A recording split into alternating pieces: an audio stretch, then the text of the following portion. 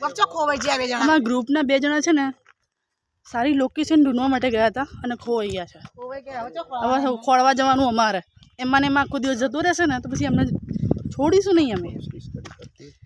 જો અમારા બાબુ કાકા સ્ક્રિપ્ટ યાદ કરે છે. और बोलो देखा है तुमने देखो कुत्ते का खजाना इस जंगल में छिपा हुआ है. लो गाइस શું કહેવાય? हेलो गाइस બાપુ બોલજે hello guys guys hello guys नहीं ऐसा कहता मैं तो प्रोफेसर हूं ना. तो देखो गाइस देखो वो क्या बोलते हैं हमारी मालती मासी. कुदरत का कितना खजाना इस जंगल में छिपा हुआ है. वाह भाई वाह. यहाँ तो सब बोरडिया दिखती है.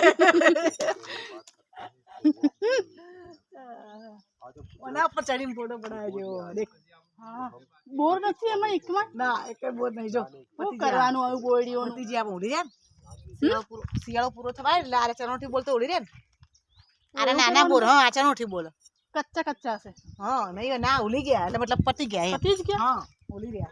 ना जवान रस्तों नहीं जाना था कतार से हो देखा तो एक भी बोल नहीं देखा था साइड નથી બોર એક કે ना